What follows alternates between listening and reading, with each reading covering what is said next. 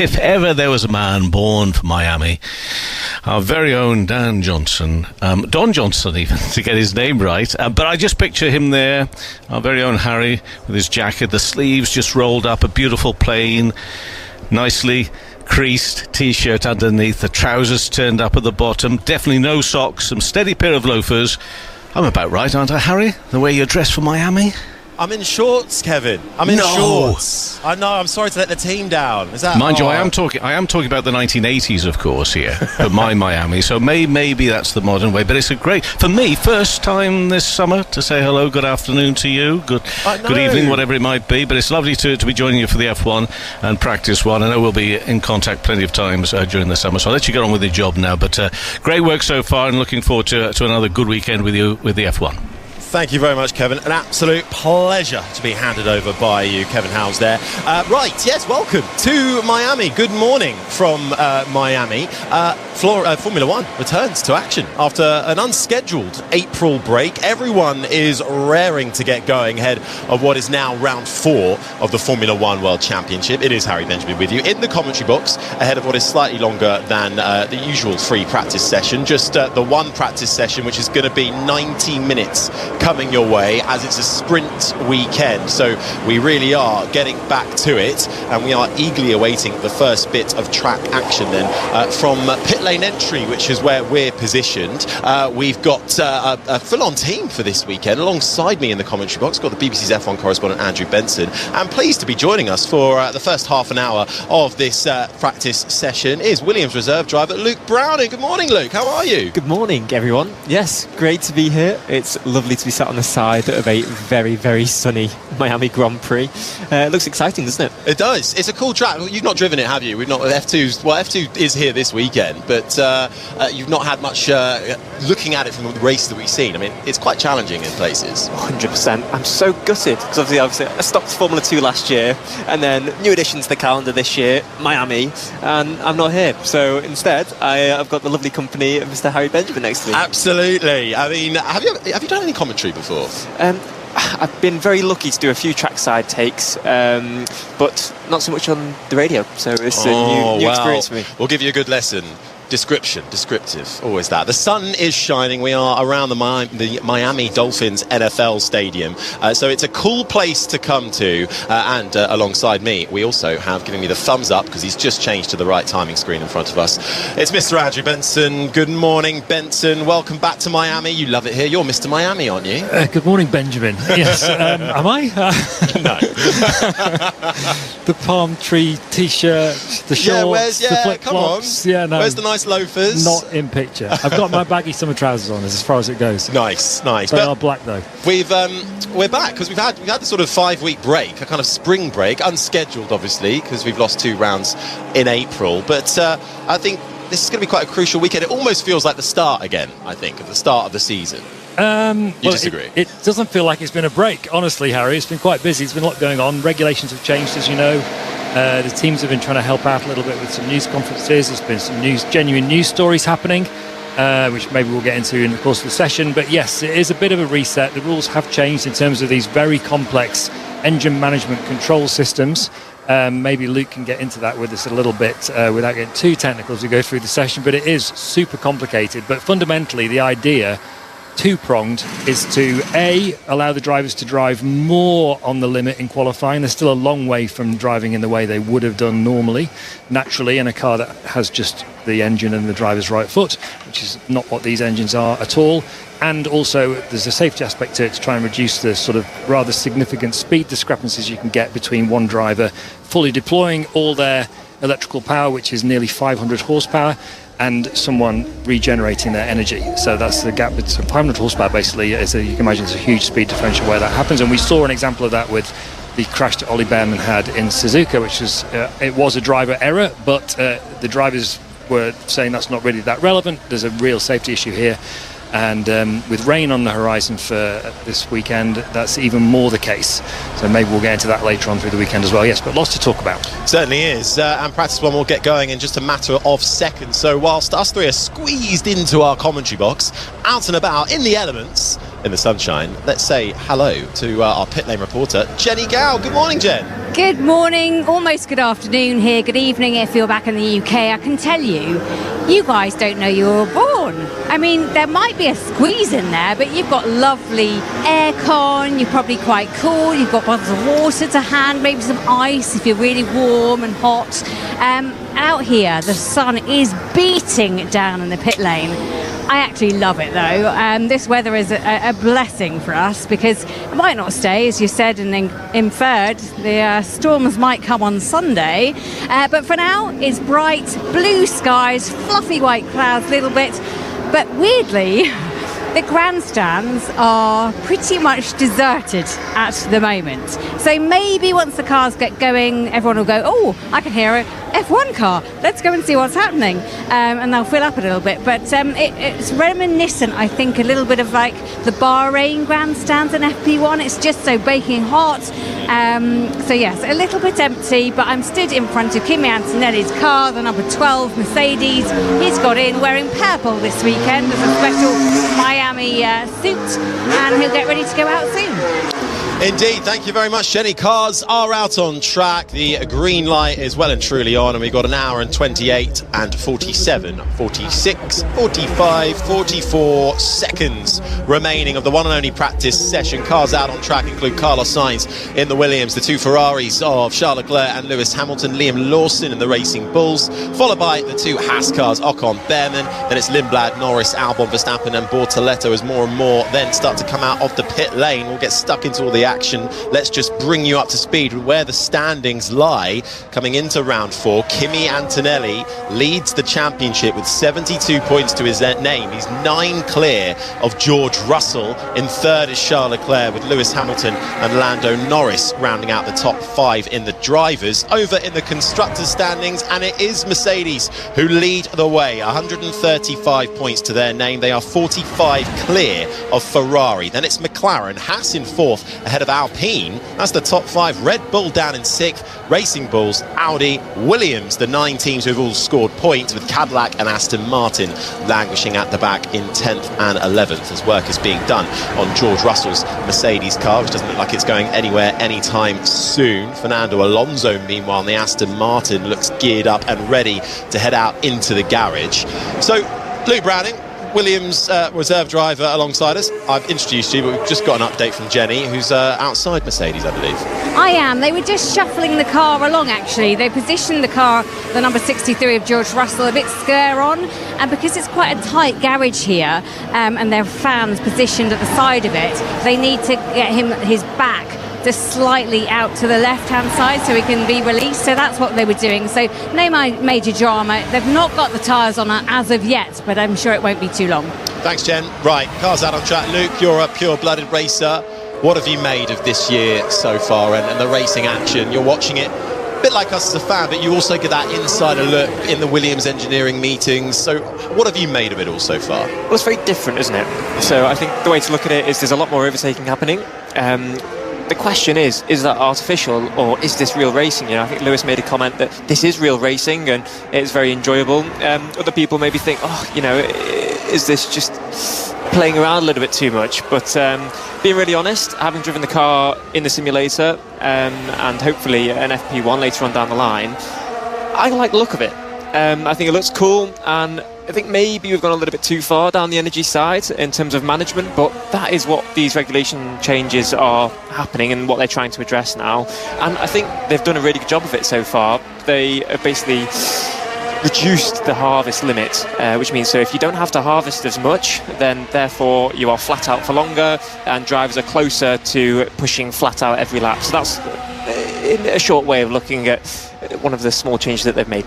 Yeah, you can really get bogged down in the detail, can't you, if you really look into it, but especially in qualifying, that was what was getting, I think, a lot of drivers and fans alike really upset, the idea of not being able to go flat out and put your foot to the floor. So let's see how that unfolds for this first weekend. We're looking at Oscar Piastri at the moment. He's making his way just through turn 8 and down the back straight through turns 9 and 10. It slightly curves to the left, 1.2 kilometres straight. Piastri actually finally getting off the marks, Luke, wasn't it, last time out? He hadn't started a race at all, and then Japan comes along and boom, on the podium, even in the fight for the victory. Exactly. Yeah, it's great to see Oscar. I've known Oscar for a little while, actually. Yeah. Go back a little way. Obviously, he just missed out last year, but he really is coming into his stride, isn't he? It's fantastic to see what he's been able to do, and let's see how he grows this year.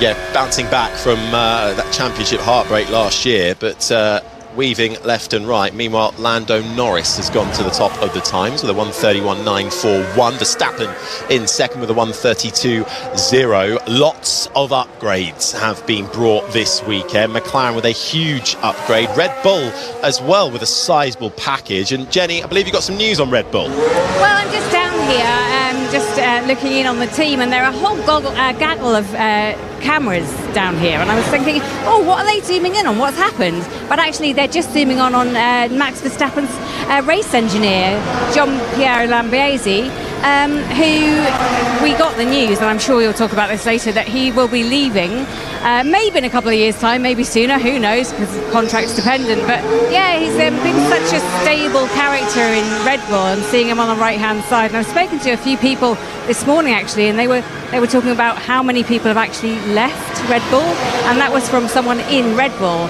and there are more to come. So yeah, watch this space, but not the greatest of times at Red Bull at the moment. No, that Jean-Pierre Lambiase off to McLaren as we hear the sounds of Oscar Piastri making his way now, just caught up behind. I think he's just got through one of the Williams of Carlos Sainz, and Hadjar was just ahead of him as well on his lap.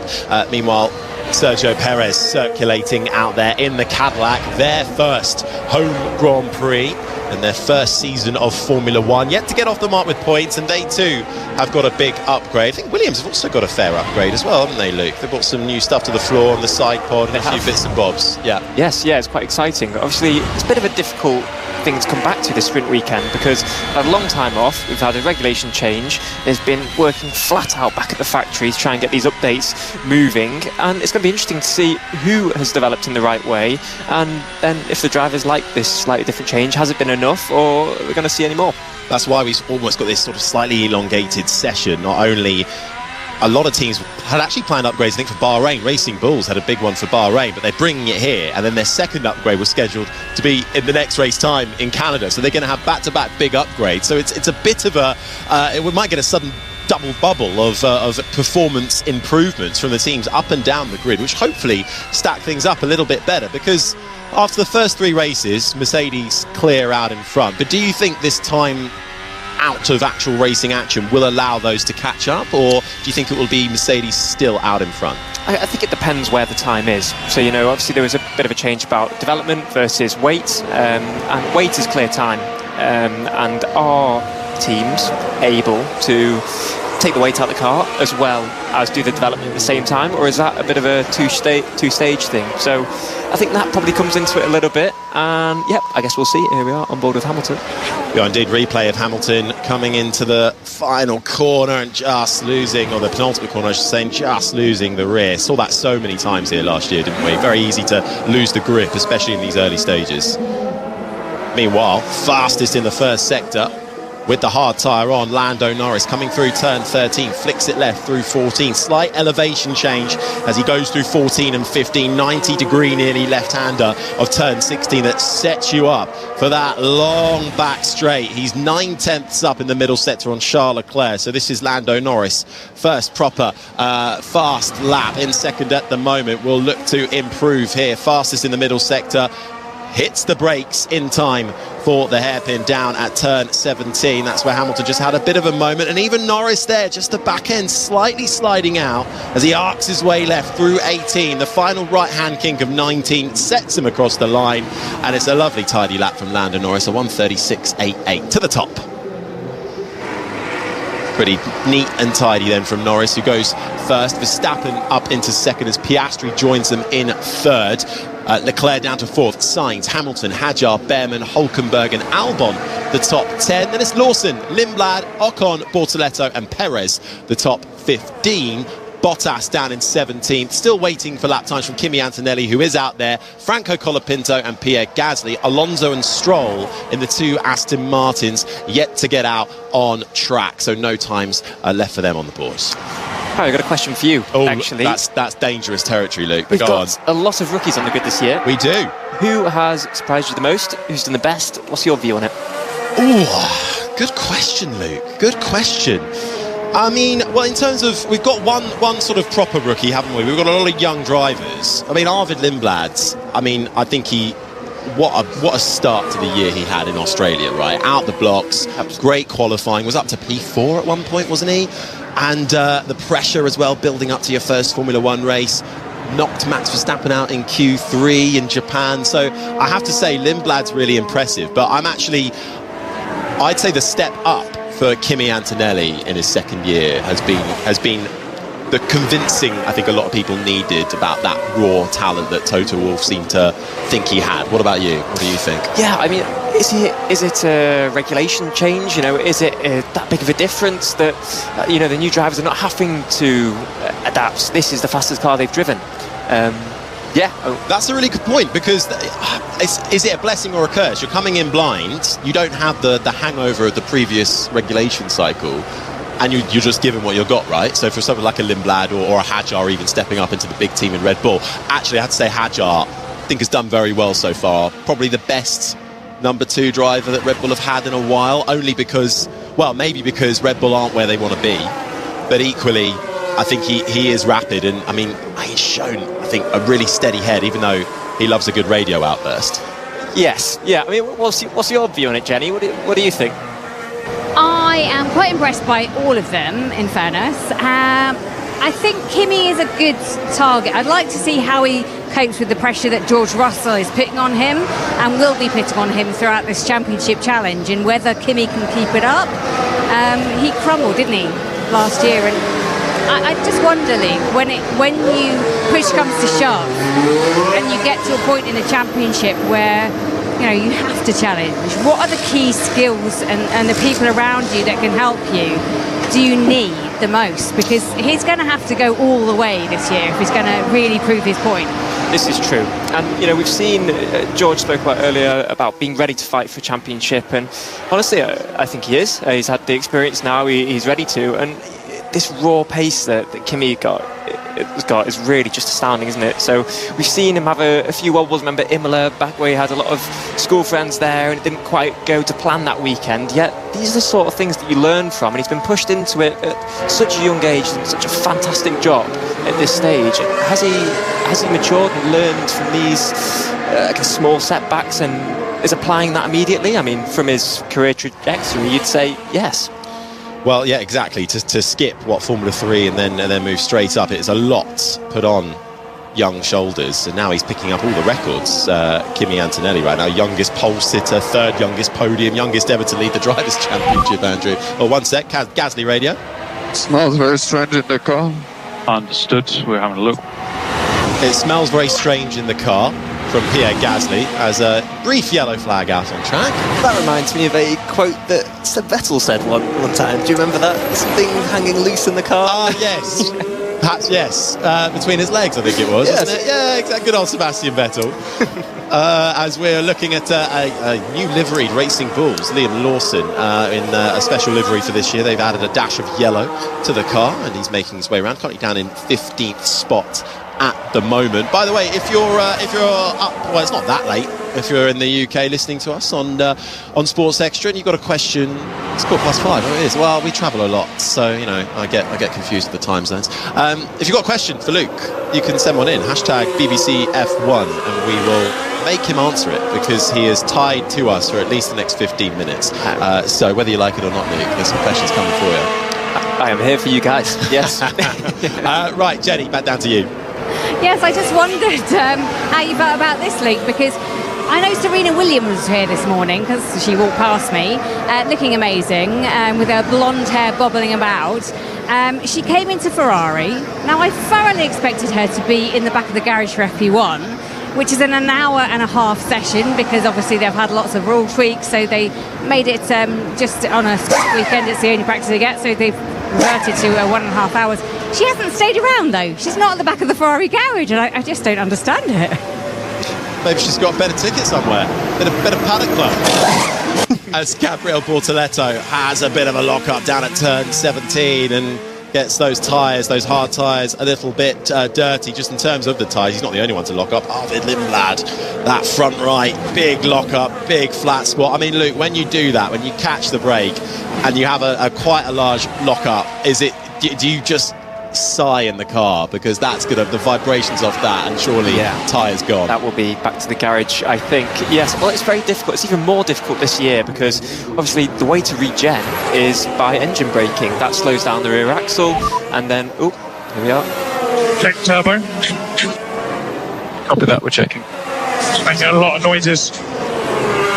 It's Russell asking to check the turbo, making a lot of noises I presume he's not happy with, as he's down at 11th at the moment, 1.5 seconds off. So we'll see if that develops into something. Yeah, well, talking more on engines and engine braking, this is done through the rear axle, and then we have something called blend, where you've got to choose the amount of power you want to send to the rear brakes. So that, combined with engine braking, can be a little bit difficult to tune in. It was one of the issues that Max, you may remember, had at turn 1 in Australia. Well, certainly is, and that a huge talking point throughout this season. Isaac Hadjar in the Red Bull next across the line, as a lock-up from Oscar Piastri just ahead of him going into turn 1. Hadjar down in 9th at the moment. Teammate Verstappen in 2nd with an hour and 13 minutes, 52, 51, 50 seconds remaining on the clock. Lando Norris, that's the sound you can hear right now in his Papaya McLaren. Huge upgrade for this weekend, fastest of anybody in the first sector. And remember, it was here back in 2024 that they had a big upgrade, and Lando Norris taking that maiden Grand Prix victory. He slows it down into turn 11. The left-hander curves his way right through turn 12, feathers the throttle up through the gears. He then flicks left again, uphill through 14 and 15, tight chicane, slow it down into the left-hander of turn 16 as you set yourself up again for that long back straight down towards turn number 17. And what we heard there, anyone with eagle ears, if you can have such a thing, was the engine note sort of declining. Here it is again, as he came into, first of all, the chicane at the end of the first back straight, and then into the last corner there. And that's the engine regenerating power when the batteries run out, basically. It's doing it now while they're on full throttle. This is one of the rule changes that's been brought in. In the past, they might have heard some radio from Russell again. It's making a noise like a bit like a steam train, like I don't know exactly what it is. Or yeah, you don't want your turbo to be making that noise, that's for sure. They might have been doing it by lift and coasting, which under the old rules was more efficient because you could recover more energy during lift and coasting than you could during full throttle regeneration. Now they've changed the rules so you can recover at the full power when you're still on the throttle. So the idea was to make the drivers feel like they're driving more on the limit. You know, the idea of keeping the throttle applied right up to the braking point and then being on the limit of adhesion into the corner.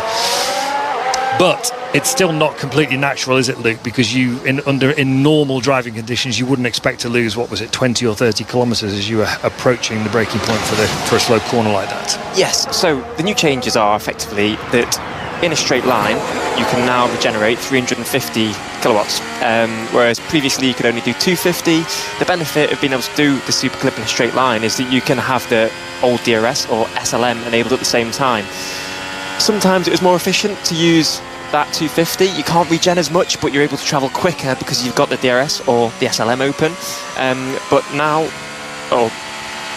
previously, you would have to lift to get the full 350, but then you wouldn't get the straight line advantage of having no drag. So the difference is now they can stay flat out, they can have that SLM open, and they can also recover 350 kilowatts. That's SLM straight line mode, when you're in a straight line and the wings on the front and the rear can open. There's another lock-up down there for Lewis Hamilton. Just clocked, actually. We've got the upside down wing for Ferrari, rear wing, and for Red Bull as well. So Red Bull have done the old copycat move and are trying out here in Miami. It's actually even more extreme than the first Ferrari version. I've not seen the new Ferrari version because theirs apparently is new as well, but it opens really wide. It flips upside down, basically, the top element of the rear wing, and the Red Bull one opens a huge gap between the main plane and the flap. It's all about reducing as much drag as you possibly can for maximum straight line speed, obviously. Still no Aston Martins out on track. Alonso and Stroll, neither have been out. Jenny, do we know anything more? We certainly do. If you look into the garage like I am right now, the screens are blank, and that means they don't have any real power going into the garage, and that is a problem. They've got laptops that are working, but that's the only thing they're running off, so they're powering up a lot of different laptops at the moment. They've got the tyres on Stroll's car. Let me just go and have a look on Alonso's car. Yep, they've got the tyres on there as well. They've got the front track ready to lift up, but at the moment they're going to have to do this quite manually. So it's nothing wrong with the car per se, but the garage hasn't got the electricity and the power going through to it. So they're in a state of having to just go with it. And at some point they'll let the cars out, and the data that they get back will be very different and limited from the usual data that you get back. And yes, they're going to have, well, they haven't got any gas in the back of the garage at the minute because there's nothing to see and do. Wow, power issue then. And they're the only garage that is affected, as I know of, at the moment, and the team said they're the only garage. So I don't know why. I mean, they've probably got enough money to pay the bills, but they've got some lights on now, so maybe they've fired up something. But yeah, tough times for them. You know what? That happened to us in the commentary box last year, is because Andrew Benson kicked the plug out and we fell off air. So maybe someone's just kicked the plug out somewhere at the back of the Aston Martin garage, and they need to plug it back in, and that'll be decent. But that's hard luck for Aston Martin. The only team, by the sounds of it, with a power issue. Not great. Yeah, so I think to start the car you need something called the umbilical in. So you'll see when a Formula 1 car is pushed back into the garage, you come in, fans in, and the umbilical should come straight in. There are two things that happens. One thing for a driver that would be quite important is the radio becomes private, but then also you get instant information into the car. And sometimes to start the car you need that umbilical in, so that may be where their issues come from.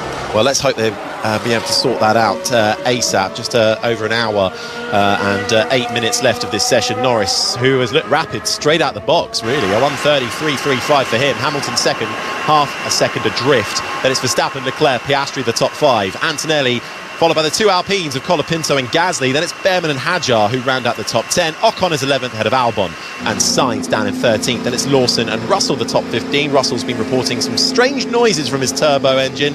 Then it's the two Audis of Hülkenberg and Bortoleto. The Cadillac of Bottas, Lindblad, Perez down in 20th. And then as we look at a green Aston Martin of Lance Stroll emerging from the garage. They found the plug, they've got the power back, and Stroll heads out onto the track with an hour and 7 remaining. Right, go on, Luke. We've got about 7.5 minutes left with you before you're taken away from us. So, for those who might not know, I mean, you are making your way up the ladder of Formula 1. You've been an absolute ace in, Formula 3, a GB3 champion. You won the Aston Martin Autosport BRDC award back in, 2022? Yeah. And that got you the opportunity to drive an Aston Martin F1 car. So, you're making your way rapidly up the grid. This year, you're in Super Formula over in Japan, dovetailing that with Williams' reserve role. So firstly, that's a lot of travel, and that must be tough as Antonelli goes to the top of the times. But talk us through what your year is going to entail and where you're hoping to get to for next year. So this is the last step. Yes, so I've done Formula 4, British Formula 3, then moved up to FIA F3, Formula 2 last year, and yeah, I'm now Formula 1 reserve driver for Lassie Williams F1 team. It's fantastic. It was my dream since a very, very young child to be at this position. One thing I am is probably the busiest driver in the world this year. I think it's 40 weekends away. Wow. Which is including all the media commitments. So I'm a busy man, but I'm absolutely loving it. It's fantastic. It's great to have this opportunity, and especially in a new regulation change era. Instead of hopping in and making the mistakes myself, I can watch through this, complete change in driving style, changing times, learn from as much as I can, watch all the onboards, and then be ready if a seat becomes available next year. Amazing. I mean, well, there's a lot of backing for you, and to be fair, I've been telling everybody what stands you out from all the other drivers that I've noticed is that you once bought me a beer, and I've never forgotten that. And you don't get that from a racing driver very often. You don't get that, so that sticks with you, Luke. So you've done well there. That's a high praise. Thank you very much. So about Super Formula, Luke, is it better than Formula 2, as in faster cars? A lot of people say it's like Formula 1.5. So we've got less power in Super Formula, that's for sure, and we've got less tyre compounds. It's a simpler way of racing, I'd probably say is the way to put it. It's old circuits, it's with a car that is very quick, similar to Formula 1 in terms of downforce. It's incredible around the corners, but we are lacking that straight line kick. Yeah, it's good fun. Yeah, it really has to. I'm enjoying it this year. And I mean, it's been a bit of a full-on year already for you, because every time, I don't think we get to watch it in full in the UK at the moment, so I've been able to sort of follow your progress through clips I've seen online. A couple of ups and downs, it's fair to say. There was a particular, I mean, you had a bit of a big crash once, yes. So it's good to see you all right from that. But there was one epic drive where it was absolutely pouring with rain, and somehow you avoided all cars and overtook about 10 at the same time. So it's been all guns blazing for you. Yes, yeah, we've it's been one of those, either upside down or from back to the front in amazing style. So yes, it's been one of those. We've only had 3 races so far. 2 have been more or less cancelled because of rain, and then we've had one where we've had a few issues in qualifying and then came from 21st to 4th. So we're sitting 5th in the championship at the moment. We've got Suzuka next, which is of course one of the famous Formula 1 circuits. So hopefully I can get up to speed there before I hopefully one day get to drive a Formula 1 car there. No, well, we look forward to it. And whereas you already had a couple of FP1 outings last year, didn't you? How was that compared to, that was your sort of first taste, wasn't it? Yes, yeah. I mean, modern day machinery. So we do TPC as a reserve driver. We do TPC, so testing previous car program, alongside doing the reserve driver. So just in case we need to get in, we're ready. But it's a little bit different, that driving in a TPC where the track is hired for yourself. You know, you can more or less do whatever you please compared to the pressure of being there. We're live on TV, live on the radio, and everyone is watching you drive for the first time in an official Formula 1 session. It's a little bit different. So yes, getting to grips with that is amazing. And yeah, it's very proud to bring my parents to an actual Formula 1 event, and I'm driving a Formula 1 car. It's very cool. Incredible. Well, hopefully we'll see you in the car this year and get to commentate on you. Talk of Luke and Williams. Where are they at the moment? Albon down in 14th in the pits. So too is Carlos Sainz. And Jenny, I mean, you got some news on Williams? Well, as you said, both cars are in the pits. Everything looks okay on Alex Albon's car, but if I go to the other side of the garage, the team say nothing dramatic's going on, but they've got the front wing off of his car and they're just tinkering about. There's a lot of tinkering at the front of the car, maybe with the pedals. No, it's not the pedals at the moment. Whatever they're doing, they're not going out anytime drastically soon. I'm sure if Luke was down here, he could tell me exactly what they're doing, but it'd also be hot and sweaty, and you drivers don't like to be hot and sweaty unless you're in the car. Yes, well, I wasn't expecting to get fired at like that, but never mind. No, welcome to live radio. Yeah, a little bit of jealousy in my nice cold office here. But when you're talk of trying to get out of the car, we just watched Charles Leclerc getting wheeled back in his Ferrari car, and before the car was even in the garage, he was stood up in the cockpit ready to get out. So clearly, either he desperately needed the loo or was feeling a bit hot inside the cockpit of that Ferrari. That was quite close, wasn't it? It was a bit close, like sort of riding a skateboard style. But so you're with us for FP1, but what would you normally be doing at this point if you're with the team? Yeah, at this point, I would be sat in the engineering office looking at the onboards, analysing the difference between, for example, Antonelli's lap, Norris's lap, usually with the same power unit. Understand the lift and coast profiles, any line differences, tyre warm-up, is there anything that maybe one driver has got over another? These little bits all make a difference, especially when you're fighting for them knockout positions. A 10th here or there in driving or advice can make the difference. Well, look, we've hit that hour mark. Luke Browning, what an absolute pleasure to have you join us in the commentary box. I think it's fair to say you've taken to it like a duck to water. So we'd love to have you back whenever you get the chance. Well, thank you very much, and hopefully a duck and a beer next time. Absolutely. So we'd rather see you out on track, though. Luke Browning, thank you so much. Appreciate it. Enjoy the rest of your weekend. As we swap Luke out and he heads back to his engineering duties, we tick down to the hour mark for this one and only practice session here in Miami as we circle the Miami NFL Dolphins Stadium. the Miami International Autodrome, home to round 4 of the Formula One World Championship. It is Kimi Antonelli now, the championship leader, who is fastest. A 1:30.0 his best lap. Leclerc a couple of tenths down in second. Then it's Norris, Verstappen, Hamilton the top 5, Piastri, Colapinto, Russell, Hadjar and Pierre Gasly the top 10. Behrman is at 11th with Lawson 12th, Ocon, Albon, Sainz in 15th. Hulkenberg is the top 16 with Bortoletto, Bottas, Lindblad and Perez the top 20, and Alonso and Stroll, after power issues in the garage confined them to it. They seem to have fixed those and they're now out on track, although down on lap time and laps. Alonso with 4 laps along with Stroll down in 21st and 22nd. Jenny. Yes, I'm just outside the Ferrari garages. Both of the cars in there at the minute. Leclerc just got out and now he's getting back in the car, strapping into a very almost hot bath-like atmosphere because it's so hot and sweaty out there. He's actually got the hose, just 2 hoses directed into his face to try and cool himself down because it's very warm. But just looking at how many upgrades Ferrari have bought, it's quite impressive. If they all work, 11 parts have been upgraded. That's the most of anyone. The least of anyone is Aston Martin, who have no upgrades this weekend, and only Haas, I think, have 1 upgrade for their package. But yes, there's a lot of upgrades this weekend, and they have the most. I'm really intrigued to see how they function, because in the past, correlation has been a big issue. So they deliver the upgrade and then it doesn't work when they get it out on track. So a lot of eyes will be looking at Ferrari and how they're using this upgrade and if it's working for them. Yes, so it is unusual that Aston Martin haven't got any chassis upgrades here, but they have got some mitigation measures in place for the vibrations that they've been suffering from. Trying to understand what's causing those. Obviously the vibration originates from the engine, but Honda say they're not seeing it on the dyno, so there's been lots of talks between Honda and Aston Martin as to why it seems to be manifesting itself in that way. So they've new parts within the car to stop that vibration happening, and also new parts to stop it being transferred into the driver's hands. People may remember in China a couple of races ago, they actually retired Fernando Alonso's car because he was in so much discomfort. We could see on an onboard camera he had to take his hands off the steering wheel along the straight because the vibration was so bad. Thanks, Andrew. How good was Luke, by the way? What do you think? Excellent. Yeah. Get on, we'll Luke. have him back. Yeah, we'll have him back. Right. You're in trouble, Beck. Well, no, don't ruin it. I've got a whole introduction planned. Right, we have got a new voice in the box, but before we introduce her, let's go back to Jen.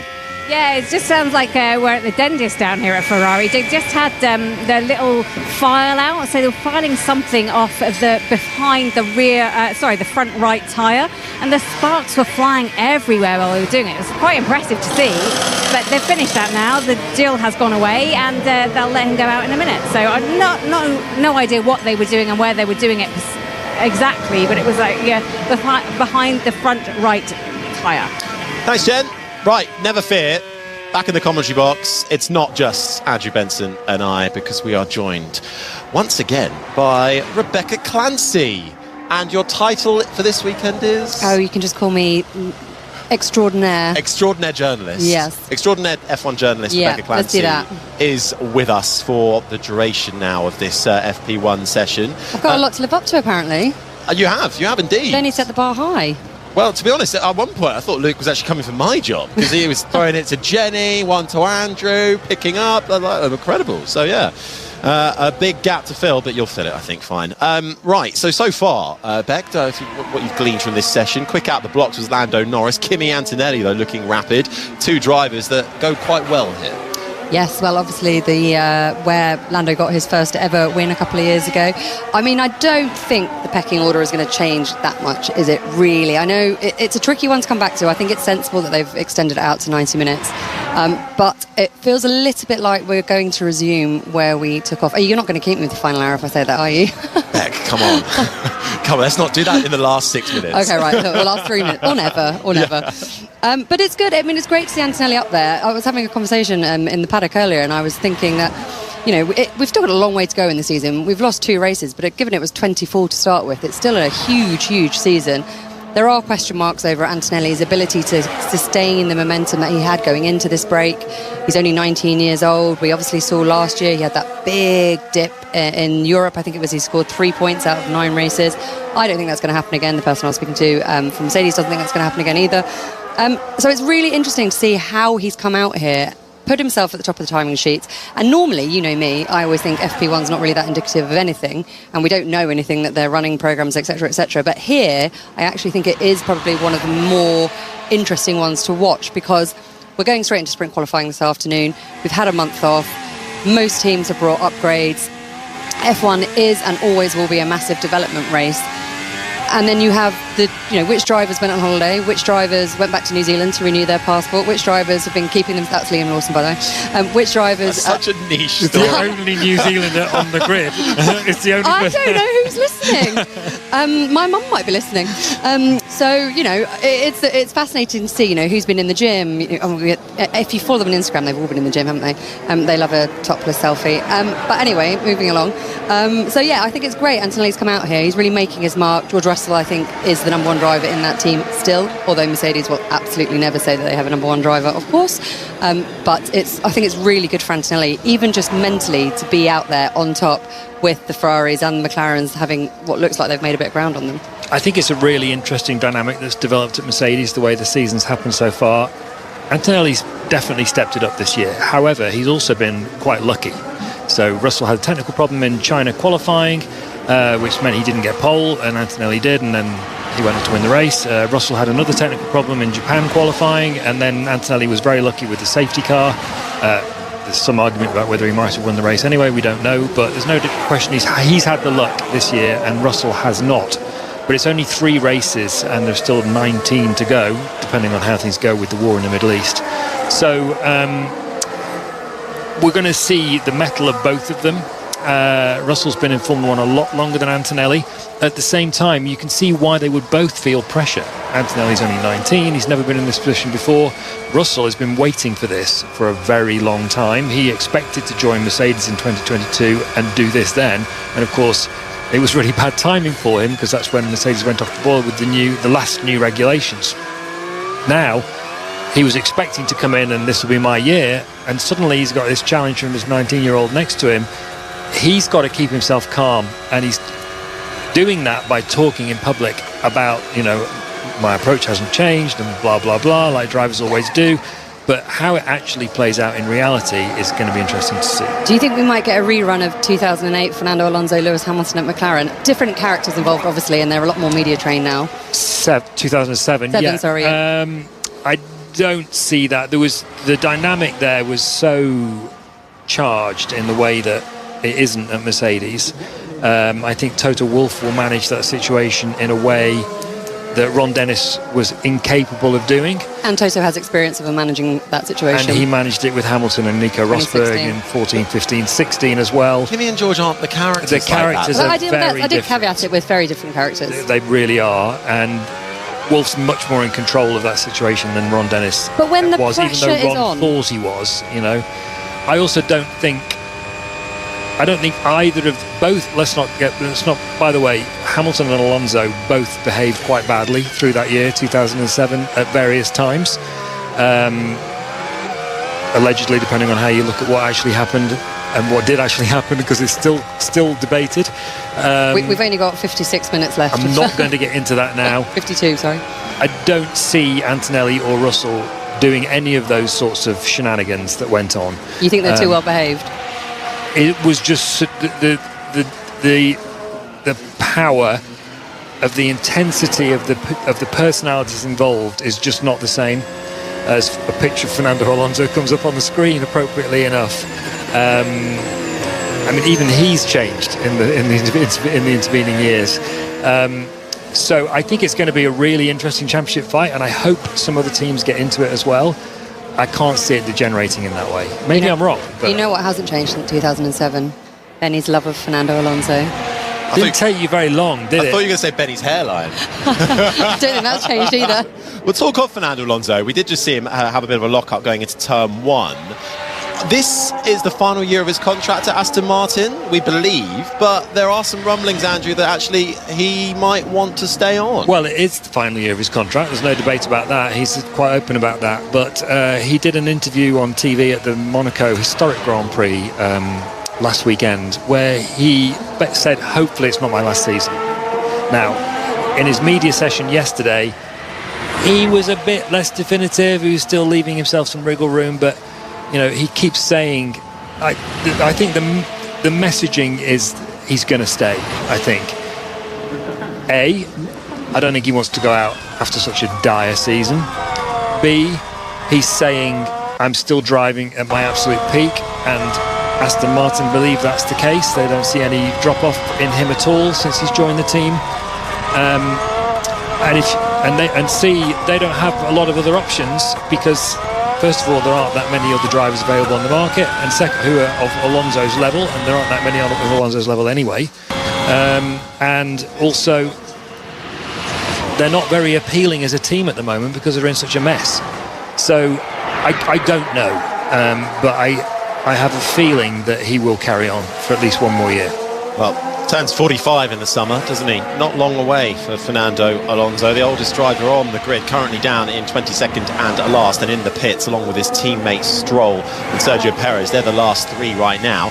This is the sound of Nico Hülkenberg in the Audi down in 14th. Teammate Gabby Bortoletto down in 17th. Been a bit of a mixed start for Audi. I think overall they're fairly positive, but big personnel change, Beck, in the build-up to this weekend for Audi. Jonathan Wheatley departed a month or two ago as team principal. We'll see where he ends back up, but they have promoted, I think it is a promotion, Alan McNish, who will now be stepping into what they have described as the racing director role. Whatever that means. Indeed. I think it just means he can't go to certain team principal meetings, which he might feel quite lucky about. He might be quite glad to get out of those. Yeah, great. It definitely is a promotion. I think absolutely the right word. Also a brilliant promotion. I think it's a good move for Audi. He's extremely experienced. He was obviously a team principal in Formula E as well. He knows exactly what he's doing. And so I think also what Audi have done as well, we had, as you mentioned, Jonathan Wheatley leave, and we had Mattia Binotto is still there obviously as well. And that management structure never really seemed... I couldn't work out how they were going to make it work. And it was always a bit strange, that setup. So I think actually Alan McNish coming in and being promoted to that job title that they've kind of made up a job title for him, which is fine. But I think actually it's more indicative that he'll be doing the kind of running day-to-day at the track. Mattia Binotto will be, more strategizing CEO sort of level stuff. And so I think it's a great move for Audi. And I think also what's been good is that they've done it so quickly, because I think that was really important. Because when Jonathan Wheatley left, like you said, a month ago, it was a bit, whoa, where's this come from? He had only been there a year. He's moved out to Switzerland. He went out there with his wife. His kids, they're of an age where they're off doing their own thing now. So yeah, it was a massive announcement when it came out. We all obviously thought he was going to Aston Martin, and we were kind of all teeing ourselves up for, the Audi statement drops, thinking you're going to get Aston Martin 5 minutes later. It hasn't materialised. We don't know why or what's going on with that. Well, Andrew's just turned his mic on. I'm sure he's going to tell us. But yeah, really, really good move for Audi, and I think that puts him in a much stronger position. I don't think anything's changed. I think he is still heading for Aston Martin as things stand at the moment. I don't think he's contractually committed. So, and unless you're contractually committed, well, even if you are at Aston Martin, it doesn't make much difference. But unless you're contractually committed, you're not definitely going. So I think that's where it is at the moment. What's the delay? I think he's still contracted to Audi at the moment. He's not fully exited that situation. But Newey was announced at Aston Martin while still contracted to Red Bull. So why can't Aston do the same thing here, if indeed that's where he's going? Maybe Newey shouldn't have done that, I think. I think many people thought that, yes. Including his former employer. Yes, quite. Who's also a former employee now. Well, tell you what, talk of Aston Martin, Jen, got an update for us. Yes, and just down here, Lance Stroll is in the garage. They still haven't got proper power to the garage, but they are running on laptops and a bit of a wing and a prayer by the looks of it. And it's obviously an uncomfortable ride as well. We've heard about the vibrations. Now, speaking to Fernando Alonso post-Japan, he said it did seem a little bit better, but now they've come here, I think they're struggling all over again, because they've just had to put padding into Lance Stroll's car. and just bulk out the section around his elbows. So it seems to me that he's in some discomfort for them to do that mid-session. Obviously, this is a longer than usual session for a sprint weekend. They're halfway through now, if I've got that timing right. But he doesn't look, I mean, does Lance Stroll ever look happy? I'm not sure, but he doesn't look that happy, I was going to say, and even not happier than usual, if that's the right saying. I don't think padding around the elbows will be to do with steering vibrations or vibrations through the car, because that's not, your elbows aren't really touching the car when you're driving, or at least ideally they're not. You would expect the vibrations to be being transferred through the steering column, which is what I believe is one of the things they've made some changes in. But that doesn't mean he's not in some. Obviously, the padding means he's in some discomfort in some way. But Lance Stroll, by the way, nearly had a crash on one of the demonstration runs on the Pirelli hot laps yesterday with someone that I know. He nearly lost it at the chicane at the end of the back straight. To be honest, in my head, Lance Stroll is on a Sunday drive with his elbows out of the window, you know, resting, just chilling. Well, he did a bit of GT racing in the gap. I think he genuinely cares. He's just not as good as any of his teammates. Well, he's looking. He is genuinely trying. Do you trying. actually think he cares? I do. Yeah. Why? Because he doesn't give any indication that he does. He doesn't like the media. He doesn't like exactly. No one likes the media. Well, no, I don't blame him. But also, he makes it known. He doesn't like the media, and he doesn't feel any need to hide the fact that he doesn't like the media, because he's the boss's son and he's a billionaire. I'm not sure he's that open and warm to team personnel as well. I'm not in a position to comment, but yes, I've heard the same stories. Well, at the moment, it's a bit of misery for Aston Martin. Both in the pits, power issues in the garage preventing them from getting out. They've done a few laps. 9 for Stroll, who's 21st. 8 for Alonso's down in 22nd and last. 44 minutes and 22 seconds remain of this one and only practice session. Leclerc fastest ahead of Antonelli, Hamilton, Norris and Verstappen, the top 5. Just to pick up on that, I think he cares thing. You know, he does every now and again have a complete strop, like in Spain last year, where he shouted and swore and broke and kicked things in the garage, threw his helmet and so on. And he does, for example, also race in quite some significant physical discomfort with various injuries that he's had to his wrists or arms over the years. You know, he came back after, and he was driving at the start of whichever season it was, I can't remember now. Only last year, wasn't it? A couple of years ago, with a broken hand, basically, and then he had another injury recently. So, he's got every reason, if he doesn't care, to just go, I've got a broken hand, I'm not going to drive, but he drives. So that's why I think it. I love that you're trying to get yourself out of saying he doesn't care. You said that. All right, settle down, you two. Tell you what, because we had the announcement that Turkey's going to come back onto the calendar, and Lance Stroll, that was his pole position in Turkey back in 2020. Do you want to hear my story about Turkey? I'd love to. So obviously, you're absolutely correct. It was 2020. It was the last time I was there. Lewis Hamilton's seventh World Championship. It's not quite in Istanbul Park. It's a bit outside, and I was staying... It's a bit like here in Miami. It's not actually in Miami. Oh yeah, if you speak to locals, they're like, it's absolutely not in Miami. And so I was staying in let's call it a rural area, and I had a tiny little hire car, and me and a colleague were in this car, and I didn't realise that where we were has quite a bad problem with feral dogs. And I am not joking when I say I was driving down this country road, let's say, tiny thing, pitch black, no street lights, and the car, and I'm probably going at like 30 miles an hour, within the speed limit, and these pack of dogs come from absolutely nowhere. I'm forced to stop, and then they start like biting at the tyres and jumping on the car, and I honestly have no idea what to do. And they're like, honestly, it was absolutely terrifying. I had no idea what to do. The guy I'm with is shouting at me like, just drive, and I'm thinking, no, because I'm going to run over a dog, I don't want to do that. And so I'm like massively beeping at the horn, I'm revving the car to try and get rid of them. They then realise, this goes on for about 5 minutes, they realise that they can't actually get into the car, and then they just sort of disperse. I'm literally like going like a crazy woman trying to make as much noise as possible. So that is my memory of the last Turkish race I went to. Wow, so I bet you can't wait to get I'm back. absolutely not staying in the same place again. Was it Turkey where they've had a few dogs on track, I believe, Yes. over the years? Yeah. And I think I seem to remember Bruno Senna in a GP2 car having an unfortunate incident with one back in 2006. Animals on track is an occupational hazard, it seems, in this sport sometimes. It can be, particularly Canada, where we go next. But Erosion and a groundhog, wasn't it? but there's been a few groundhogs over the years. Did Anthony Davidson get one, or did he miss? Might have just missed it, but we'll leave that for Canada FP1 chat. Good digression. Didn't Lewis Hamilton hit one the last time we were in Canada? Oh, yeah, he did. He got really sad about it. Yeah. Wasn't it? And Sebastian, I thought Vettel had a go at somebody for hitting a pigeon. No, or- he nearly hit a seagull, and while he was battling for the lead, there were two seagulls sort of just standing on the first corner. He drove wide to get through them. What was he like, munching on a pack of chips or something in the car? Good old Sebastian Vettel, who just last weekend ran the London Marathon, didn't he? Sub 3.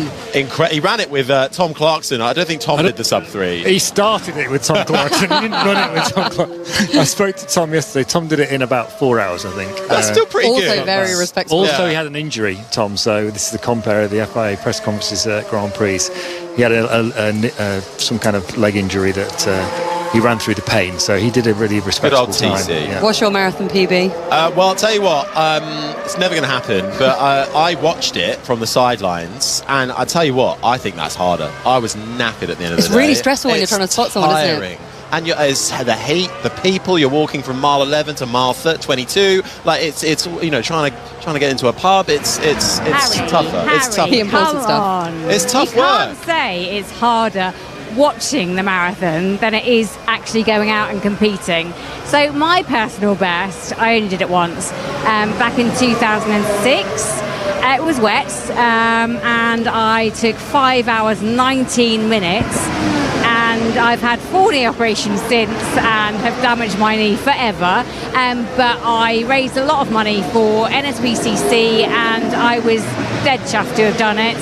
And Chris Medland, another journalist here, you might have heard him on the podcast sometimes, he ran the London Marathon, raised an awfully large amount for charity. Team Radio. What is he doing? Asking me, he's on an outlap.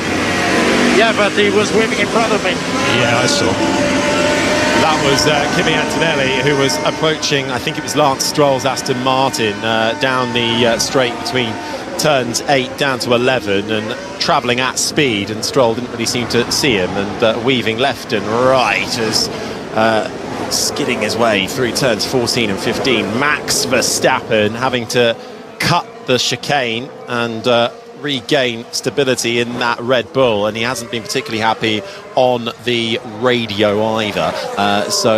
Usual free practice gremlins for Red Bull and Max Verstappen as they continue to try and find more performance on that car. Do apologise for that. Sorry about that. Bit of action in the commentary box there. Can I go back to the marathon chat, please? You may, please do. Because I have run 6 marathons, and I can confirm that it is far harder being a spectator than it is actually running the marathon. Every single time I've been to go and watch the marathon, it is incredibly stressful.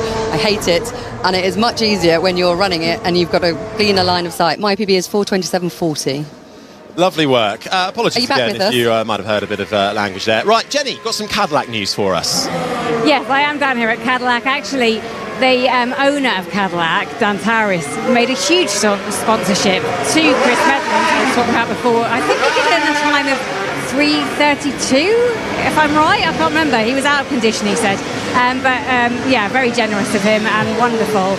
And I'm down here at Cadillac. They've just sent Sergio Perez out. They were doing some work on his pedals, so they had the top of the cover off, and they were armed down. It's quite hard to get to a driver's pedals when they're actually in the car, so they were doing that. They've just sent him back out, and I think there's a practice start going on to my right hand side. Very noisy all of a sudden. Thanks, Jenny. 37 minutes, 23, 22, 21 seconds remaining of free practice 1. This is the sound of Kimi Antonelli, who's second at the moment. Charles Leclerc, quickest out on track with a 1:29.855. But Antonelli, who just got caught up last lap around by that weaving Aston Martin, now not finding huge amount of lap time on this run, looking to try and squeeze a lot into this session are all the teams. Short qualifying runs along with that long running pace, because we'll go straight into sprint qualifying later on today. We'll be on air at 9 o'clock this evening for that, doing a bit of build-up on 5 Live, and we'll swap over to Sports Extra 2 during that for sprint qualifying. So make sure you are across BBC Sounds for that one, and we'll steer you all the way there. So not a lot of time then to get up to grips as talk of Cadillac, Sergio Perez down towards turn 1. Bit of a home race this for Sergio Perez. Miami here, the second largest Spanish-speaking city in America, and Perez of Mexican nationality, and Cadillac bringing a fair chunk of upgrades as well as they continue to search for more downforce. They are ahead of Aston Martin in the Constructors' Championship, but I think that is more telling on Aston Martin's part rather than Cadillac's. But they've both been circulating out there, Perez and Bottas. Perez 9 laps on the board, not as many as Bottas, 18. I went up to Cadillac during the break, and it was very interesting. I was at Silverstone in 1 or 2 of their 7 buildings that they have up there, and I mean, it really is a building site. It's actually, I have so much more respect for them than I ever did, because they are building factories in the UK, they're building their new headquarters in Fishers, Indianapolis, they're building an F1 car. It is really genuinely impressive. They are just, the Silverstone site is these huge nondescript grey buildings, and you go inside and it can only be described as a bit of like almost plywood making up the different offices or the workstations, let's say. There's no canteen or anything like that. There's a couple of high tables and some microwaves dotted around the edges. When you go into a lot of the buildings, it's just there's just noise of all the building work that's going on. It's incredibly impressive how they're actually managing to get to the grid. I mean, they only had their entry confirmed March 2025, and yeah, here they are, and they've 6 outings, they've finished 5 of them. I think that's really impressive, because I think when they first announced that they were coming into the sport, I mean, it took a long time to get there, but when they finally had the approval, I'm not sure people really took them that seriously. It was, well, if they get to the start line with a car that can be, get a few laps in, it'll be impressive. But the fact that they've finished 5 of those 6 opportunities is actually credit to them. They are not last in the Constructors' Championship, something they definitely didn't expect. Their neighbour down the road, Aston Martin's occupying that space. And I think what they've done is really, really impressive. But I have a question for you, because when you did the intro to Cadillac as a home race, you said Miami is the second largest Spanish-speaking city in the US. What's the first? El Paso, I think. Is that right? I think so. I mean, it makes sense. It's right on the border with Mexico. I was trying to think. I was thinking LA, but... I was thinking San Diego. I think it's El Paso. I'll double check that. It's just El Paso's not that big a city compared to LA or Miami. No, but it's much nearer the border. Well, we could double check that. Meanwhile, let's go back to Jem for more Cadillac.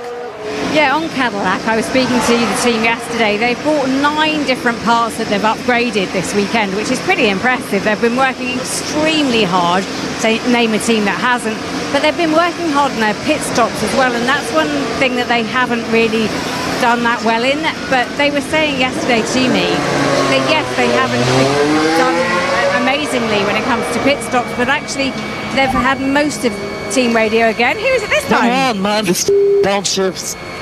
Yeah, copy. I'll look into it. Hajar not happy with his downshifts, Jen? Sorry.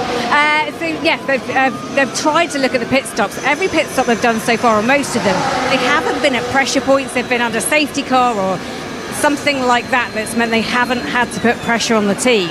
But they're aware that they need to tighten it up, and they've done a lot of work on the procedures around it, the kit, the staff, everyone that goes into making up a pit stop, which you know very well, Harry. I'll let you tell the story on that one.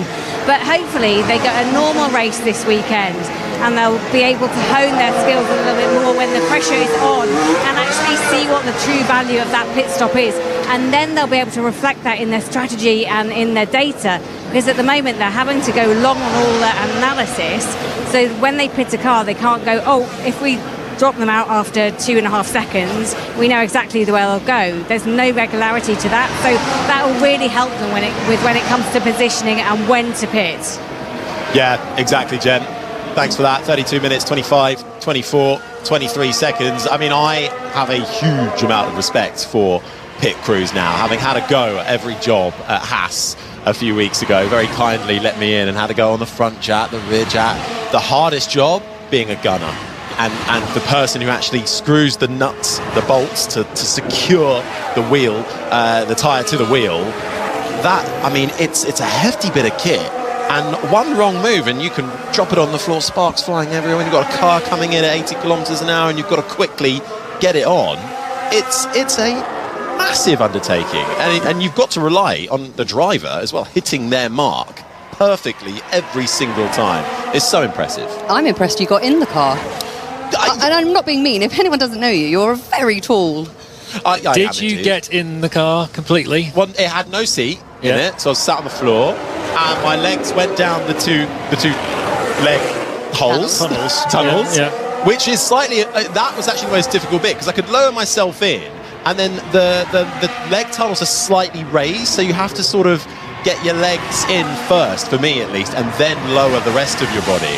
But the pedals were quite high up, so I couldn't quite sort of stretch out fully. So my knees were quite high, and we then put the steering wheel in and couldn't exactly click it onto the column properly. But I did technically sit in a Formula One car, I would say, as Sergio Perez all over the back. Tell Stroll to look at his mirrors. Copy that. Yes, that's on them. Yes, Lance Stroll again. Perez travelling quickly and gesticulating out of his cockpit as well. A slow-moving Lance Stroll. That could have been a bit of an incident there, but Perez getting out of it. I mean, you were quite lucky probably that you went into the team that has probably the two tallest drivers. Well, I'd made this suggestion to Aya Komatsu and said, I think I'll probably fit in. He didn't think so because he was like, well, they're tall, but you're not. You're wider than them. Yes, that's a very polite way of putting it. They are like beanpoles to pair them, aren't they? Especially Ocon. They're very lanky, if that's the technical term. How did you get out? Did you need help? Then they brought in the crane, and then they. Yeah, you're failing the extraction test, aren't you? Oh, absolutely. Not the only test he's failed. On a positive, what was your favourite job you tried? Favourite job was. That's a good question. I don't know. I was a race engineer once. I spent a day as a race engineer. Oh yeah. I did that at Red Bull. It was brilliant. What do you do? You get the run plan, you send the driver out, you take down his notes, you make suggestions for changes for the springs or whatever. Right. They do a long time ago with Tyrrell and Mika Salo, but anyway. I did it at Red Bull, and they have at that time they had the largest continuous TV screen in Europe, and that's their race centre. And they did a race simulation, and we were all, it's like a media day, and they all had different jobs. And I was Ricardo's race engineer, and it was brilliant. That was a strategy day, right? Strategy day, yeah. This was actually at the track. Oh, fun. In the garage with the headphones and taking the notes. And you're still a journalist. And I'm still a journalist. Yeah, did you not suddenly think, what am I doing with my life? I've got to be a race engineer. I did not think that, no. Yeah, I didn't think that about being a part of the didn't make a mistake, and the setup suggestion I made was right. Of course it was. Of course it was. But I wouldn't have wanted to go any further than that. You haven't answered my question, Harry. No, this is giving me thinking time. I actually quite enjoyed the front wing flap adjust, because that was the easiest job. You're going to be the one there just polishing it. Yeah, I'll clean it I'll take the gravel out when they go through. Front jack has to be the scariest one, doesn't it? The car coming at you. Yeah, it is. But there's something quite reassuring about being behind the actual front jack, and I don't know, if it's quite chunky, and there's something quite reassuring about being behind it. Was the car coming at you at like 80 kilometres an hour? Not quite 80, no. And actually, a lot of the time they were stopping too short, so I had to go to them because I think they were a bit worried that I would get run over. But no, thank you to Haas for that. You can see a little video we did on it on the BBC Sport website and on the BBC Sport socials. But certainly being part of a pit crew is not an easy job. Right, back to the track action with less than half an hour to go, 27 minutes and 52 seconds. Charles Leclerc as Ferrari is now fastest with a 1:29.855, 0.2 quicker than Kimi Antonelli. Then comes Lewis Hamilton, who's found a bit more pace and put himself up into third ahead of Lando Norris. Verstappen the top five. Then it's Piastri, Russell down in seventh in the pits ahead of the two Alpines of Gasly and Colapinto, with Isaac Hadjar rounding out the top 10. Nico Hülkenberg is 11th ahead of the Haas of Ollie Behrman, Liam Lawson's Racing Bulls, Esteban Ocon's Haas, and Alex Albon's Williams, with Carlos Sainz putting together the top 16. Bortoletto 17th. Alonso and Stroll with a few more laps on the board now, up in 18th and 19th, having swapped with the soft tyre. Bottas down in 20th. Arvid Lindblad struggling a little bit in this session. First time he's ever been to Miami and raced this track. He's down in 21st, only ahead of Sergio Perez, but he's got 25 laps on the board. But Lindblad taking a bit of time then to find pace. I just want to add, in case people remember the comments that George Russell was making about this sort of strange noise that was coming from his turbo, I've just asked Mercedes whether that's still a thing, whether it's affecting performance. They said no, quick reset in the garage and everything's fine. Thank you very much. That's the voice of the BBC's F1 correspondent Andrew Benson. Alongside me in the commentary box is also F1 journalist Rebecca Clancy.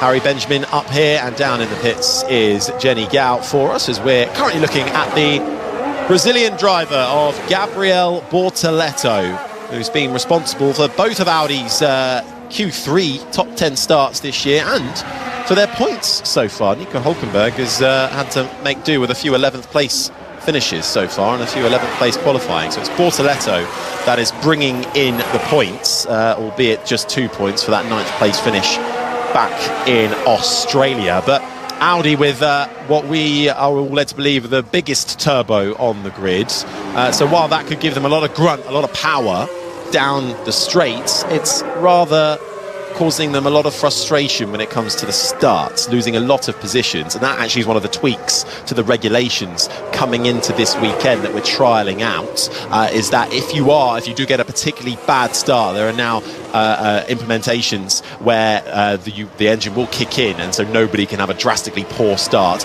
for safety reasons. The FIA have said and stressed that nobody gets a performance advantage as a result, but certainly Lindblad has a big lock-up down at turn 1 as he embarks on a lap on the hard tyre. Certainly for the two Audi drivers, they'll be hoping not to lose as many positions as they have done in the first few races of this year.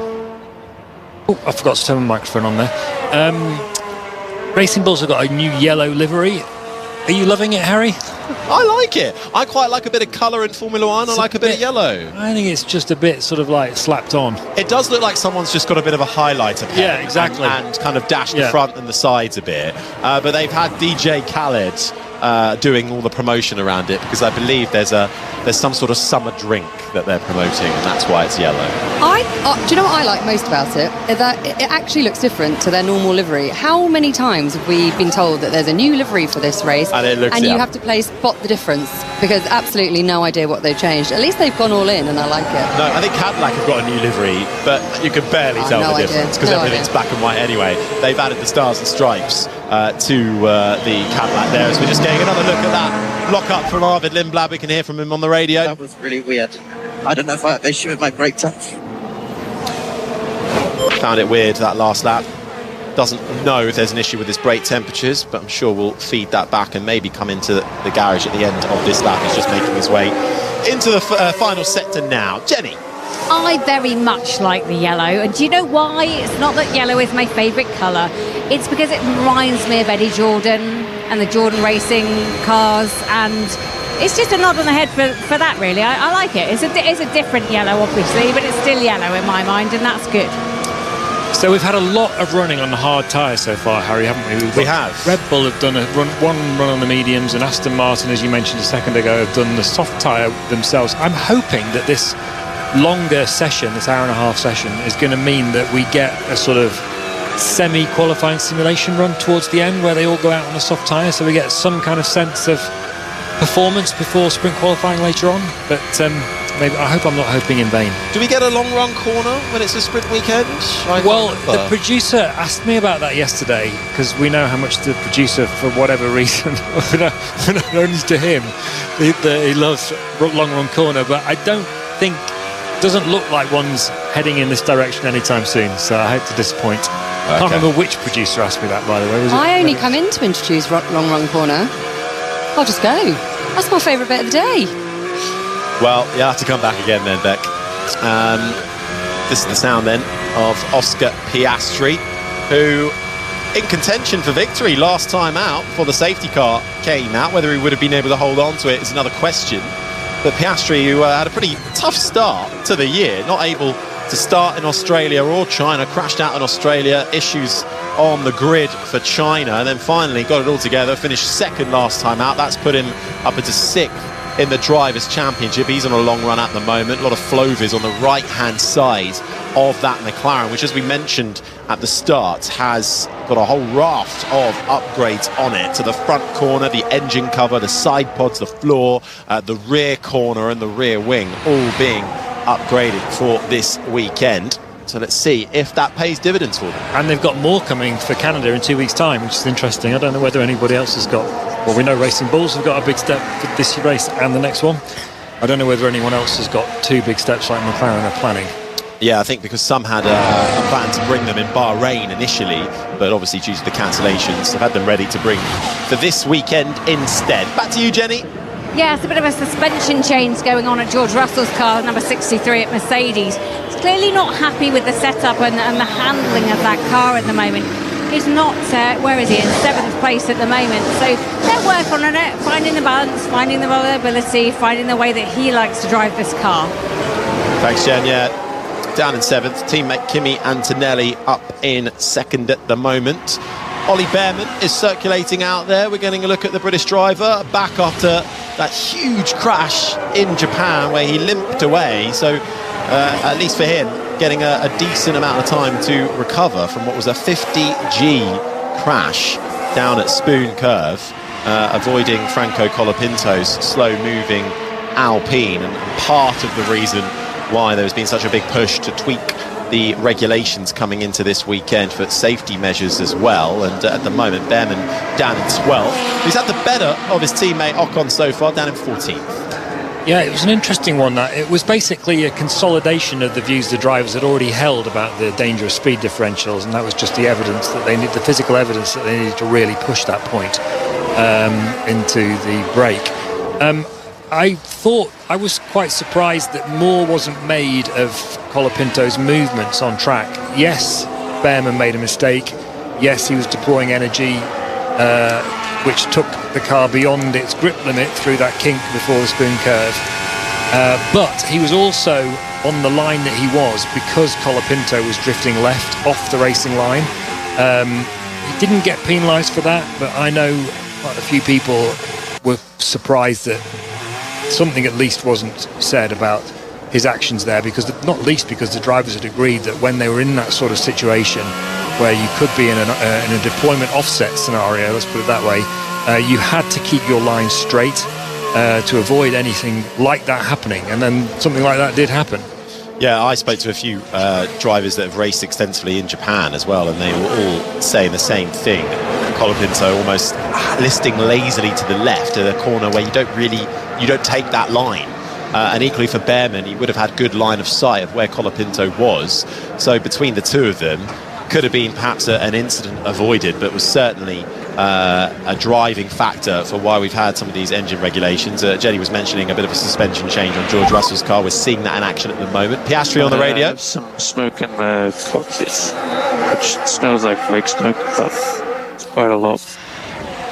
Smoke in the cockpit for Oscar Piastri, who's back in the garage now, possibly from the brakes. So the team will investigate that as the top 11 are all in the pits. Bearman 12th, Lawson 13th, Esteban Ocon making his way around. Is it too early to start talking driver market and who might be under pressure? Because Esteban Ocon needs to get the better of his teammate Ollie Bearman a little bit more often, would you say, to keep his Formula One career going past this year? I don't think there's much evidence he's going to get the better of Ollie Bearman on a regular basis. So I think he's looking a bit shaky. The question is who, with always these situations, the question is who replaces drivers like Ocon. Do you take a risk on a young driver or not?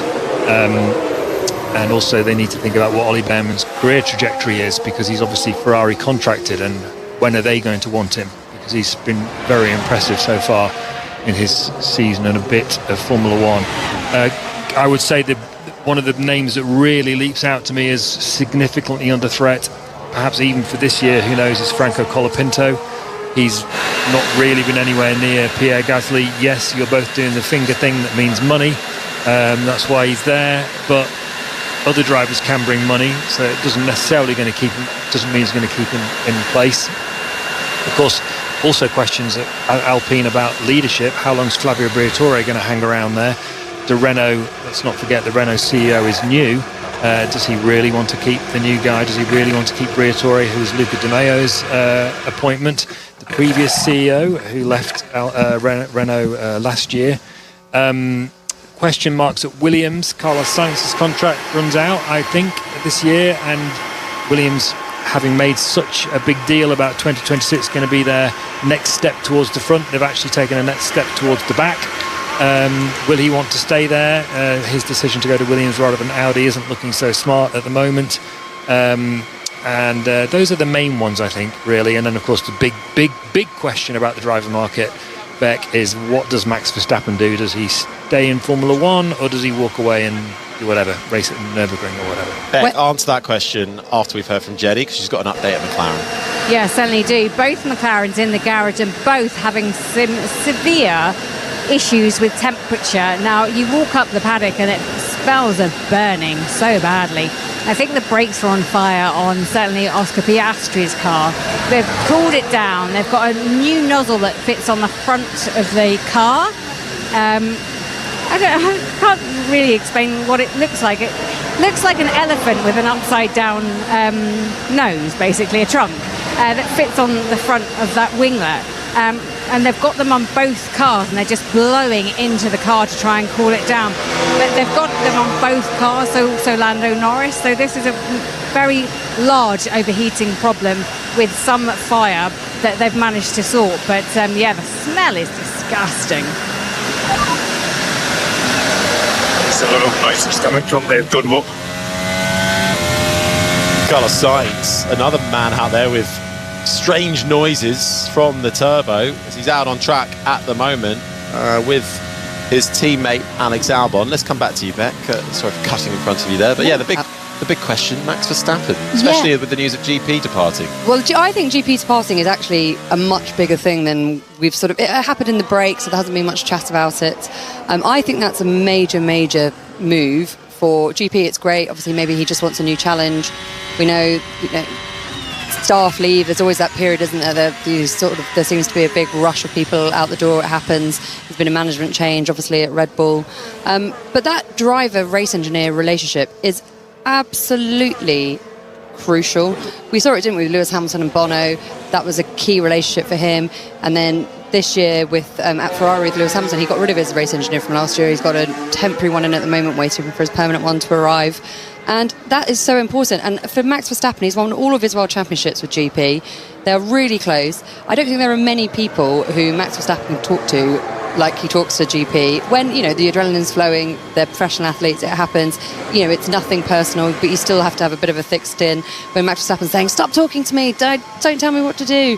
And it's just so important. So I think that actually will be a bit of a factor for Max Verstappen. Does he have it in him to make that relationship again? It does take a good couple of years. Are Red Bull going to give him a car that can win a championship? That is more important, I would say. He is moaning a lot at the moment, and I think, fair enough. That's kind of, as someone who's got 4 world championships, he can speak out about the regulations. He's not very happy. He's got himself in that position to be able to do that. Does he leave? I've been in the sport a while now, and the amount of times drivers have moaned and said, I'm not sticking around, I'm not going to do this. I cannot tell you the number of press conferences I've sat in with Lewis Hamilton, who absolutely looked me in the face and told me he would not be racing at 40. I think he's 41 now, isn't he? Fernando Alonso has retired at least once and come back. Kimi Raikkonen retired and came back. There is something about this sport that just keeps you hooked. And I mean, it's the ultimate adrenaline junkie, right? And you just cannot get that hit anywhere else. So I know he's got his other racing programs and he's doing very well in them, and GT, and he has his own teams and he's got other interests. But so do a lot of the drivers. And yet still, Formula One is the pinnacle of motorsport. It really, really is. They have fought so hard to get here. They have these flirting ideas. They flirt with the idea of leaving. And when it comes to actually making the decision to walk away, it's extremely difficult, and they tend to stay. Yeah, there's also the money aspect, of course. Verstappen is paid, he's the highest paid driver on the grid, something like 75 million euros, I'm told, his basic salary, before we talk about endorsements and bonuses and what have you. So that's a lot of reasons to stick around in Formula One. Just for the record, I want to say I was at Max Verstappen's press conference yesterday. He was asked explicitly whether GP's departure would have anything to do with his decision to stay in Formula One. He said it has nothing to do with it. And asked about making a new relationship with a new engineer, he said, otherwise I don't get to drive, I'll have to work with someone else, it's not always about me. Jenny, what are your thoughts on this? All I'd say from Max's point of view when I spoke to him in Japan was he is not loving this car. Yes, he loves F1, but he loves the old style of F1 cars, something that he can actually move around the track and do what he wants with and get the satisfaction. And you do say about satisfaction, it's the pinnacle of motorsport. I do honestly get the feeling that these cars in this state at the moment, for Max, he doesn't get the joy. He's not bothered about money. He's not bothered about spending time away from his family. If these cars aren't delivering for him at his level, I do believe he'll walk away. Well, let's see. The questions will continue to intensify around Max Verstappen and his future, but he is out on track right now and he's got the soft tyres on. So too has George Russell with the soft tyres on. Charles Leclerc currently fastest with the soft tyres on as well. So we're going to see some quick running pace right now in the last 11 minutes or so of this one and only practice session. It's a sprint weekend, so just the one practice session before we go qualifying for the sprint in a few hours time. And Verstappen with personal best through the middle sector. George Russell's going to cross the line first. He jumps up into third spot. Meanwhile, the sound of Max Verstappen, personal best, he goes down the gears into the brakes. The left-hander of turn 17 gets onto the throttle, kinks left, kinks right, round the final two corners, crosses the line, fastest of anybody in the final sector to go, fastest overall with a 1:29.777. But Oscar Piastri and Charles Leclerc both flying. Charles Leclerc flying through the first and the middle sector, fastest of anybody. Piastri ends up almost 2/10 back in third. Charles Leclerc coming in to turn 17 now, the hairpin. He's got a car ahead of him, but shouldn't suffer too badly. Round the final corner, gets as close as he can to the final corner and across the line for Charles Leclerc on the soft tyre, and it's a 1:29.443, over 3/10 clear of Max Verstappen. Did you talk about the weather with Luke Browning, or did you have more highbrow conversations? I think we mentioned it was hot, but we didn't mention the weather for Sunday, if that's what you're getting at. The weather for the whole weekend, actually. Oh, well, please enlighten me. Well, so there's a heat warning for tomorrow. They're expecting it to be above 100 Fahrenheit, as they do the weather over here.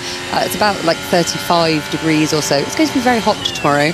And obviously what follows the hot weather is a thunderstorm. And there are, I am told, very reliably, from the conversations I've had in the paddock, conversations happening about whether or not there needs to be a contingency plan to hold the race on Monday. No. Seriously. Because I don't think it will happen, by the way, but they have to have the conversations. And I think it's sensible to have the conversations. But they cannot run if there is lightning. And we actually had this conversation here last year because there is rules within the regulations. I think it's, actually, Andrew, you worked this out last year, and I can't remember. I think it's about an hour. You cannot run until the last lightning strike.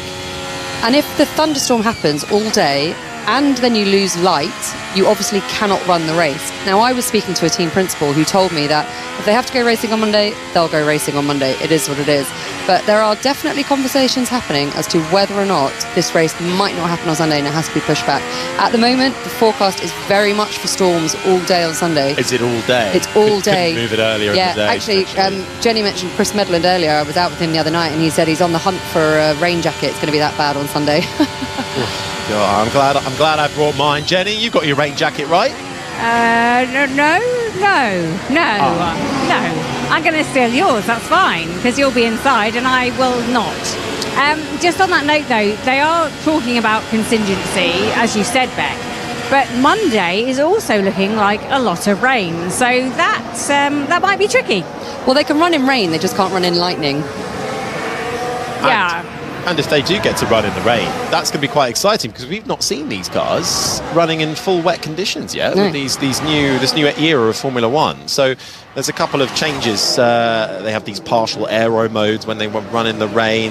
Only the front flap can open on the front wing. So that could be quite interesting to see how these cars react. But I don't think they will be running on Monday.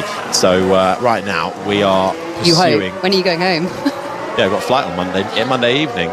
So I think logistically that would probably be impossible. But Formula One has a way of surprising. But it does happen. It's happened in other sports. The Masters has been delayed by a day.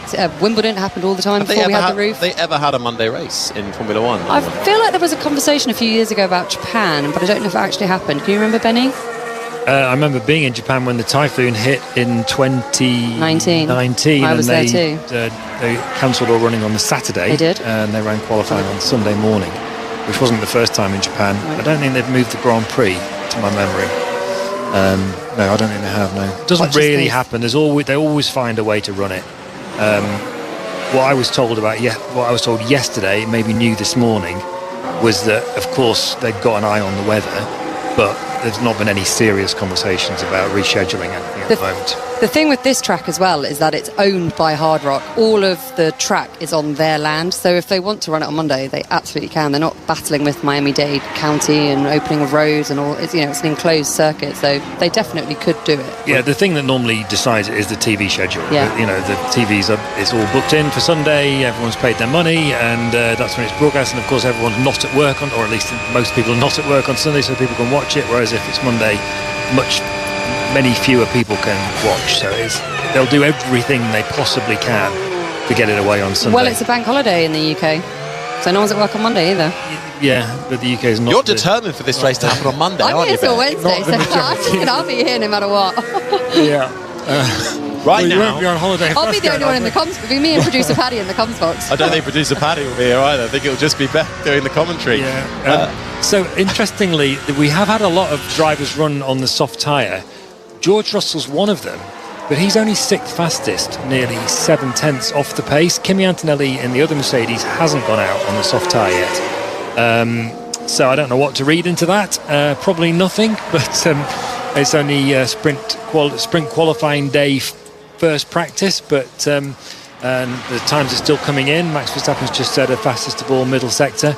But these sessions are always really difficult to read. It can be quite frustrating. So anyway, there's Verstappen just crossed the line and he's closed the gap to Leclerc in the lead to 0.164 of a second. Certainly has. Up into second. Piastri crosses the line up into third. That shifts Lewis Hamilton down to fourth with just over 4.5 minutes left. The two Ferraris looking quick. Kimi Antonelli out of the car and talking to Toto Wolff. Mercedes saying they've been trying to troubleshoot an issue on the power unit of Antonelli's car, but haven't been able to fix it in time for the end of this session. So it's a slightly early end for Kimi Antonelli in P5. Lando Norris in McLaren down in 7th. He is out there on the soft tyre as well. Pretty much the majority are. So Kimi Antonelli not getting that soft tyre running or as in depth. Hadjar rounds out the top 10. Bit of a disparity between the two Red Bull drivers at the moment, but Hadjar now on the soft tyre and on an outlap. So we'll see what he's got next time around. But a tricky track this, quite challenging as well, and it will be, particularly in sprint qualifying and for Grand Prix qualifying on Saturday, trying to find your flow, that traffic management in particular coming through the first sector. You've got those long bends, turn 4, 5, 6 and 7 that sweep you round to the first long straight. Then it gets really tight and twisty in the middle sector. An elevation change where you run underneath the underpass here down at turn 14 and 15, which is where Gabriel Bortoleto has just made his way through in the Audi on the soft tyre, improving his lap time, but still about 1.5 seconds off of Charles Leclerc's fastest lap time. This is the sound of Bortoleto in the Audi. 2 points to Bortoleto's name. Currently sits 13th in the driver's standings. Audi down in 8th in the Constructors' Championship, only ahead of Williams and Cadillac with Aston Martin bringing up the rear of the field, and Bortoleto does improve and gets himself up into 13th ahead of teammate Nico Hülkenberg. Charles Leclerc back out on track, and they are still running the upside down rear wing, which they were flirting with in testing, and now we're seeing them bring it to a sprint weekend, and so too for Red Bull, who look like they brought an even more extreme version, and that's not something you typically see. I don't think Ferrari almost leading the way with quite revolutionary upgrades and other teams following. I think it's great for Ferrari to have the confidence to do that. I mean, they should be doing it, shouldn't they? Well, They're they should, Ferrari. They should be leading the way with all of these different innovations. But yes, you're right. They're probably not the ones that you think of, who come to mind when you think of innovation. But it's interesting, isn't it? You said they're flirting. They flirted with it in testing. Now it looks like they're dating. They've got a bit more serious, and they are using it. It will be interesting to see what difference it makes. Both Ferraris have actually looked very good in this sort of 90 minutes or so that we've had so far. So yeah, I like it. I like that they're pushing the boundaries. It feels with that team that everyone's a bit settled. Fred Vasseur been in for a few seasons now. Everyone's finding their feet. Everyone seems to be where they need to be. And actually, I think when you start to see them experimenting and trialling things and innovating, I actually think it talks a lot to the culture within the team, that people can come up with these ideas and they're being listened to and they're trialling things, and you can't fail unless you try things, so why not give it a go? If it doesn't work, it doesn't work. They tried it in testing, obviously they saw something that they like, they're now using it in a race weekend. Whether or not we'll see it again this weekend, we don't know. They've tried it in a free practice one before. So yeah, I think it's great to see, and it talks a lot to the state of that team. And oof, big lock up there for Hülkenberg.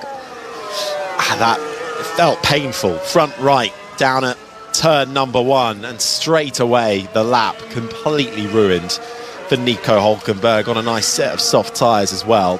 Would have seen what he's got, but he's now going to have to trundle round all 5.4 kilometres of this circuit with a rather ruined front left tyre. And immediately gets out of the way and moves to the side. Bit of Flovis paint on the Audi as well, who have also brought a few upgrades to their front suspension and their floor. And we're going to get the sound of Nico Hülkenberg hitting the brakes and the front right, not playing ball, and a nice flat spot for him to feel the vibrations of on board that silver Audi. Hülkenberg down in 15th behind his teammate Gabriel Bortoleto, as his last chance really has gone at getting a decent lap on the soft tyre, because the clock has counted down to 0. Checkered flag will be waving, and not the only one to struggle to get it turned in to turn 1. Alex Albon and the Williams. Been a bit of a quiet day for Williams. Carlos Sainz inside the top 10, finishing there as well. Lewis Hamilton, another of the cars to find his way off in the first sector, actually rejoined nearly into the path of the Audi of Nico Hülkenberg. Just a little hand up there from Hamilton to apologise. Bortoleto still out there, able to get his final flying lap, but Hamilton's taken the flag, so too for Colapinto, and the rest of the runners do, and it looks like Charles Leclerc is going to end up quickest at the end of this free practice session, the one and only here in Miami for round 4 of the Formula 1 World Championship. Formula 1 back in business after an unscheduled April break.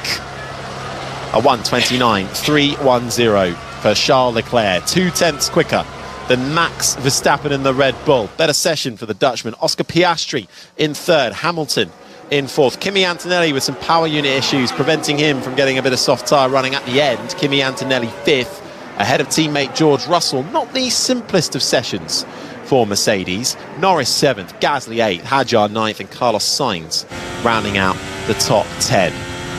So Rebecca Clancy, what have you gleaned from this one and only practice session? Ferrari have had a good break, haven't they? They went on the beach. I think they've been very busy. Very impressive from them. I think Mercedes not very happy by the looks of it. But I think good to see those back teams. It was very much looked like Mercedes were going to walk away with it. But if we're going to read anything to FP1, and we know, shouldn't read too much, it's that actually that chasing pack are a lot closer to Mercedes than we thought. Well, we'll see, because the next time we get the cars out on track, it will be sprint qualifying which will be on air for on 5 Live, building up to that from 9 o'clock this evening. Jenny, final words from you? Drivers are feeling it's incredibly hot and stuffy. You know how hot it gets inside a car, having been in a car, Harry. Might not have been moving, but you know. They've been out of practice. 5 weeks off is a long time for them. And all of a sudden to have an hour and a half practice session, they're not used to it, and practices do take it out of the drivers in a different way. So let's see who's a bit more fatigued going into the sprint. I touched the wall a little bit on the last lap out of 60. Oscar Piastri saying he touched the wall a little bit on that last lap coming out of turn 16. That's the 90-degree left-hander that sets you up for that 1.2 kilometre back straight down towards the hairpin at 17, but he's still circulating out there. It doesn't look like he's picked up any damage. It might have been a little kiss of the wall and they'll get away with it, but that's certainly something we'll see them flirt with more and more when we get into sprint qualifying. But practice done and dusted. Leclerc, Verstappen, Piastri, the top 3. Hamilton and Antonelli, the top 5, with Russell, Norris, Gasly, Hadjar and Carlos Sainz, the top 10. Franco Colapinto in 11th and Alex Albon making up the top 12. And we're just going to get a little replay at Oscar Piastri and how close he did get to the wall at 17. Goes up through the chicane first, through 14 and 15, sets himself up for the left-hander. Oh, it might have been a slight tap with the rear right. We'll get the off-board look at it now. He might have got away with that, actually. Perhaps just a skim of the wall, but perilously close for Oscar Piastri. Anyway, Alex Albon, the top 12. Behrman with Bortoletto and Hulkenberg, the top 15. Ocon 16th, Lawson 17th. Sergio Perez in the Cadillac was 18th. Power issues really preventing the 2 Aston Martins from getting decent running. They did get a few laps on the board in the end. Fernando Alonso finishing in 19th ahead of Valtteri Bottas. Arvid Lindblad as well, with work to do in his Racing Bulls, down in 21st between Bottas and Lance Stroll.